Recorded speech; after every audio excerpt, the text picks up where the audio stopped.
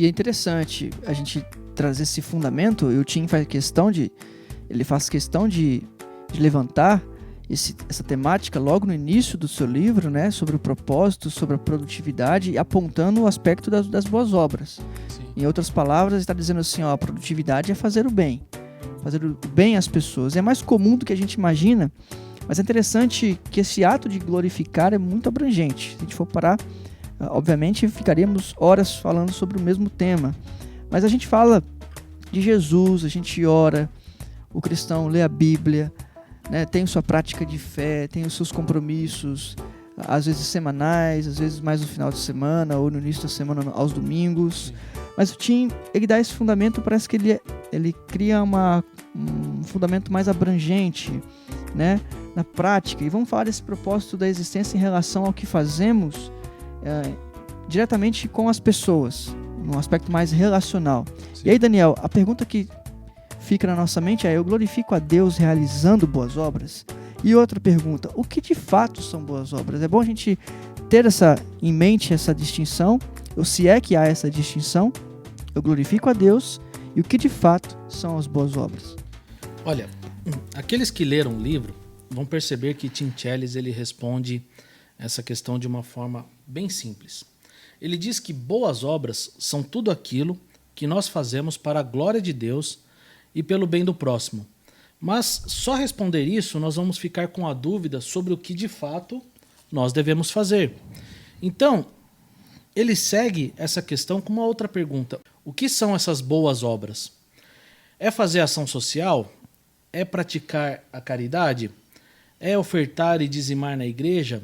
É se envolver e servir nos mais diversos ministérios das comunidades cristãs? É se voluntariar em serviço de assistência social? Bom, se nós olharmos para a palavra de Deus, nós vamos ver que ela vai nos instruir do seguinte sentido. A carta de Paulo aos Efésios, no capítulo 2, no verso 10, diz o seguinte: pois somos feituras dele, criados em Cristo Jesus para as boas obras, as quais Deus de antemão preparou para que cada um de nós andássemos nela. Este texto nos deixa algo bem claro. As obras não trazem méritos para nós e nem para a nossa salvação. E nem são pré-requisitos para a nossa fé. Pelo contrário, as obras são frutos esperados da nossa regeneração em Cristo e, portanto, é uma consequência inevitável na vida daqueles que são salvos em Cristo. Bem, se formos olhar para isso, Paulo também diz lá em Filipenses, no capítulo 2, no verso 13, o seguinte: porque Deus é quem efetua em vós tanto querer como realizar segundo a sua boa vontade. Agora, quais obras que somos chamados a fazer? Essa pergunta é a que Tim Challies tenta responder no livro. Quando nós entregamos a nossa vida a Cristo, dia a dia ele vai transformando o nosso coração e vai colocando em nós um desejo ardente de servir e abençoar as pessoas. Tanto no texto de Efésios como de Filipenses, nos aponta para isso. E somos levados a perceber sobre aquilo que Deus faz através de nós. Para que a glória dele seja exaltada e para que seu reino seja conhecido em nossa casa ou em qualquer lugar que nós estivermos.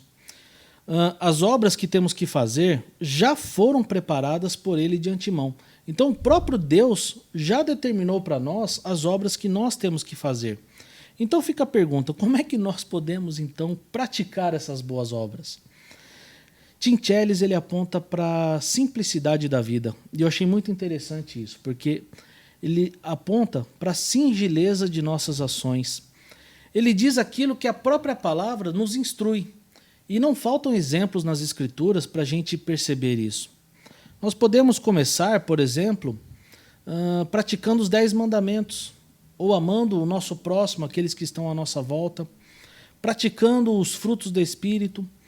Podemos também praticar as boas obras, e o Piva já deu alguns exemplos interessantes sobre isso, mas podemos praticar sendo bons pais, que educam e corrigem os filhos no temor e amor do Senhor, que ensina a palavra de Deus aos nossos filhos, sendo bons maridos ou boas esposas que amam seu cônjuge, que são fiéis e leais ao casamento, que amam as suas esposas ou os seus maridos, sendo bons empregados, bons patrões, que fazem bem aos seus funcionários e aos seus clientes, que entregam sempre o seu melhor, que procuram ter um relacionamento com Deus e dedicam-se às práticas espirituais, que manifestam o reino de Deus nos locais onde eles estão, no nosso bairro, no trabalho, na casa, nos estudos, nos negócios, aonde quer que seja a nossa função dentro da sociedade tão plural como nós temos. Ou seja, tudo aquilo que norteia a nossa vida deve ser reflexo da vida de Jesus. Então, praticar essas boas obras é viver para fora de si mesmo, é olhar para os lados e fazer algo que beneficia o outro em ambientes que necessitam da presença de Cristo.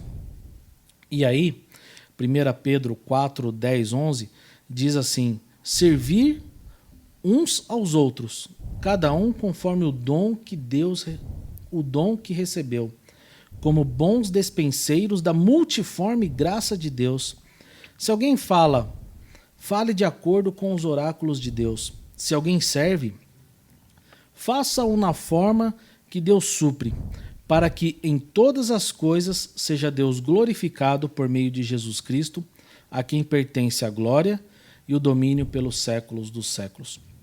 Então, nós somos direcionados a sermos instrumentos do Senhor, fazendo bem, não importa a quem. Agora, nós somos capazes? Porque às vezes é muito difícil da gente olhar para dentro de nós e achar a capacidade de fazer essas boas obras. Sim.